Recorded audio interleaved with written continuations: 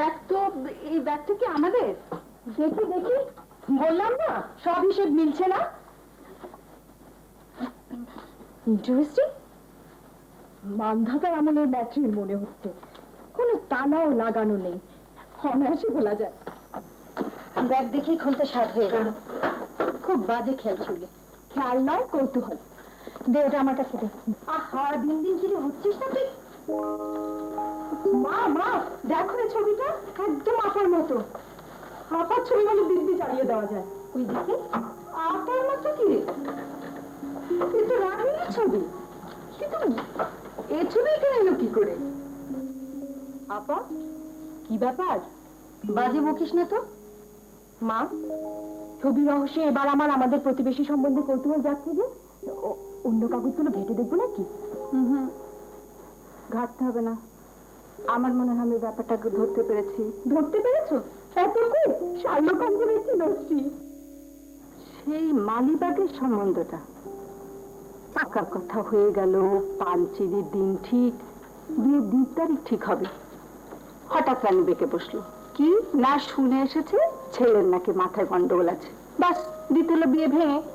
আর পাত্রপক্ষ এমন খেপে গেল যে আমাদের আর সাহসই হলো না ওদের সঙ্গে যোগাযোগ করতে। ছবিটা তাই রয়ে গেছে ওদের কাছে। সে তো বেশ পুরনো কথা মা। আর কার কাছে শুনে এসেছি বলছো কেন? আশরাফ ভাইয়ের কাছে শুনেছি, তোমারই তো বোনপো, ওর সাথেই তো নাকি বুয়েটে পড়তো। পাশের বাড়ি ওনারাই তাহলে সে পার্টি। কিন্তু শিওর হওয়া যায় কি করে? আমি তো আমার পাত্রকে দেখিনি, না ছবি না চাক্ষুষ। কিন্তু তুমি আর আপাতত দেখেছিলে। ওটাকে দেখা হলো নাকি? নিউ মার্কেটে বইয়ের দোকানে এক ঝলক মাত্র দেখেছি। আমার তো চেহারার কথা কিচ্ছু মনে নেই। আর আমরা কি আর অমন করে দেখেছিলাম নাকি যে মনে থাকবে? তবে এই কথা ঠিক যে পাত্র নিজের রানীকে দেখার জন্য একবারও পিড়াপিড়ি করেনি, যেমনটি আজকাল হয়। তবে আমি নিশ্চিত যে এরা তারাই হবে, তা না হলে রানীর ছবি এখানে সেখানে যাবে কেমন করে?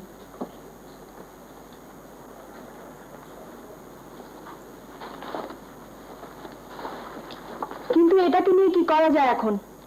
কি আবার করবি? ফেরত দিয়ে আসবি। এরা যদি তারা হনও, ব্যাগ তো ফেরত দিতে হবে।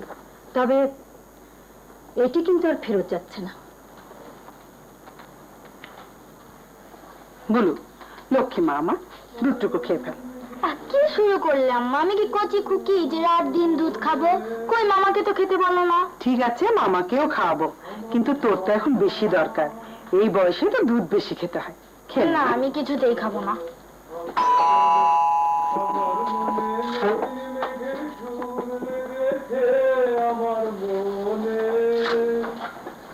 আমার ভাবনা তোমাদের একটা ব্যাগ আমাদের বাসায় ফেলে এসেছে, দিতে এলাম। আমরা ফেলে এসেছি? না, আসলে নিয়ে আসা হয়নি।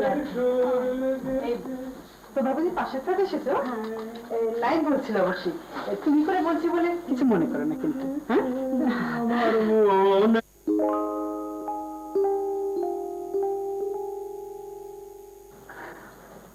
আচ্ছা, আমি চলি। তুই আমার এখানে আসতে গেলি কেন? মেয়েটা পাশের ফ্ল্যাটে এসেছিল একটা ব্যাগ ফেরত দিতে। আমি তো কোনো বাদ সাধিনি। না, বাদ সাধিসনি, গলা সাধছিল। যা আয়নায় গিয়ে দেখ। কাজটা ভালো করনি মামা। মাসেই কাল থেকে ওদের সাথে আলাপ করবার ছুতো খুঁজছে। আয় তুই থাম তো। ছুতো আবার কি রে?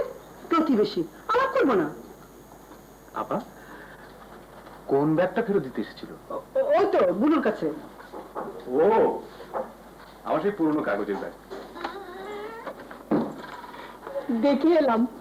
কি দেখে এলি? আর আমাকে হাসছিস কেন? আপার তথাকথিত চিটগ্রস্ত এবং হইলেও হইতে পারি তো বরকে এক ঝলক দেখে এলাম। সে তো তুই কালকেও দেখেছিস, কিন্তু এই নতুন আলোকে তো আর দেখিনি। কি দেখেছিস তাই বল না।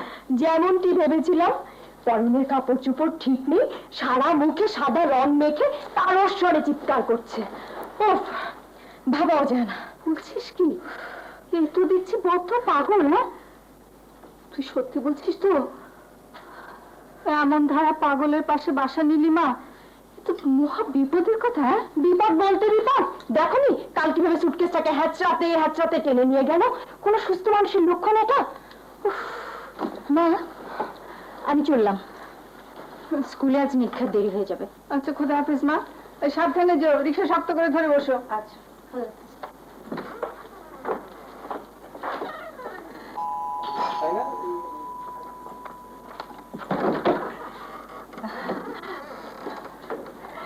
আপনি আসুন, আসলে তোমাদের কোনো অসুবিধা করলাম না তো ওই 7 সকালে এসে?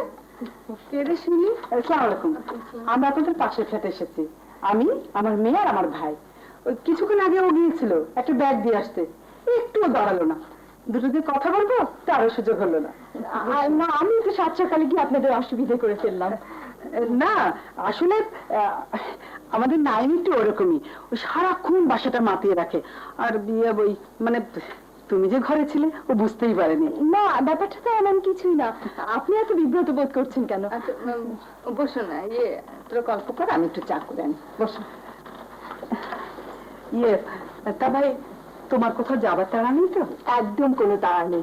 আমার পড়াশুনো শেষ, রেজাল্ট না বেরোনো পর্যন্ত কমপ্লিট রেস্ট। তা কি পরীক্ষা দিলে? বোটানিতে এমএসসি করছি, ফাইনাল দিলাম। তা বেশ। আমাদের নাইমও ইঞ্জিনিয়ার হয়ে বেরিয়েছে, এই বছর 5 হলো। শুনি, এই চায়ের পাতা ভিজিয়েছি, চাটা চট করে নিয়ে আমি যাচ্ছি মা।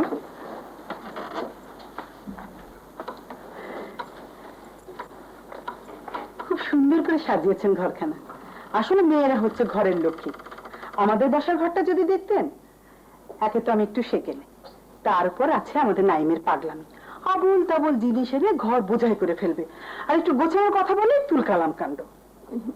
নাইম আপনার ভাই? হ্যাঁ, একমাত্র ভাই। ওই আব্বা মা মারা যাওয়ার পর আমরা এখন ওর একমাত্র গার্জেন। আমার সাহেব থাকেন দুবাইতে, আমিও থাকতাম।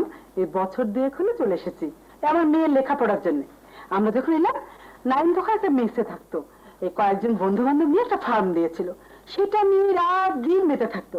ওকে দেখাশোনা করার কেউ ছিল না, তাই আমরা জোর করে আমাদের কাছে নিয়ে এলাম। ও আচ্ছা। এই আমরা যখন এলাম তখন নাইমের বিয়ের আয়োজন চলছে।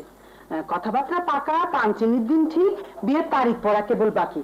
আমরা তো মহা আনন্দে ঢাকা এলাম। ওমা, এসে শুনি বিয়ে ভেঙে গেছে। বাবা, সে কি কথা? তারপর মেয়েটি ইউনিভার্সিটিতে পড়তো, সে নিজেই নাকি বিয়ে ভেঙে দিল। আজকালকার আধুনিক মেয়েদের ব্যাপার স্যাপার তো, সেই থেকে আমাদের নাই এমন খেপে আছে যে আর ওকে কিছুতেই বিয়েতে রাজি করানো যাচ্ছে না। অথচ বয়স তো বাড়ছে।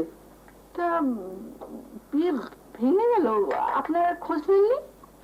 খবর আর কি নেবো খালা? আপন বলতে তো আমি একা, আমি আর কাকেই বা চিনি বলুন? আর বিয়ের কথা যারা পাকা করেছিলেন তারা সব দূরের আত্মীয়, তারাও আর গা করলেন না। আর পুরো ব্যাপারটা কেমন জানি চাপা পড়ে গেল। কিন্তু দেখুন, আমাদের নাইম তো আর অপছন্দ করার মতো ছেলে নয়। সব কিছুতে সব সময় সে ভালো করে এসেছে। তবে ওই যে বললাম, একরোখা। একরোখা? না, মানে একরোখা বলতে যা বোঝায় ঠিক তা নয়, তবে কোনো কিছু মাথায় ঢুকলে সহজে ছাড়ে না, তার শেষ দেখে তবে ছাড়ে। তা এখন কি করছেন? ওই যে বললাম, ফার্ম, কনস্ট্রাকশন ফার্ম। 2 কাপ চা নিয়ে এসো।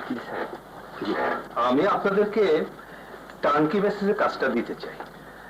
আসলে যে কোনো কনস্ট্রাকশনের আগেই ওই আর্কিটেকচারাল ডিজাইনটা করিয়ে নেওয়া দরকার। তো ওই কাজটা যিনি করবেন তিনি এখনো আসেননি। তো আপনার জমিটা কোথায়? উত্তরায় 11 নম্বর সেক্টরে। জমি হ্যান্ডওভার হয়ে গেছে? ওটা শিগগির হয়ে যাবে। উত্তরের মাটি অবশ্য খুব ভালো, তবুও সয়েল টেস্ট করে নেওয়া দরকার। এসব ঝক্কি ঝামেলা এড়ানোর জন্যই তো আপনাদের কাছে আসা, আর কাজটা একটু তাড়াতাড়ি। আপনি কিছু ভাববেন না, ফান্ড রেডি রাখুন, আমরা সব বন্দোবস্ত করে দেবো। Thank you.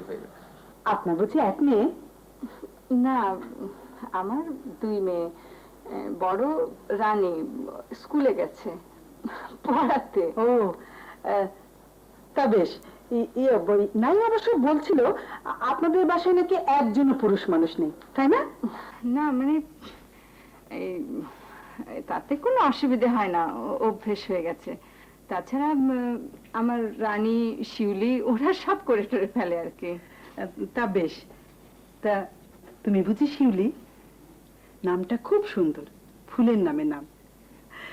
আর ছোট মেয়েরা নাকি খুব গোছানো মেয়ে হয়। শুনলে তো মা? চলি, বুলুর আবার স্কুলের সময় হয়ে গেল। ওর স্কুলটা কাছে বলেই তো বাসাটা নেয়া। আচ্ছা আসি, হ্যাঁ।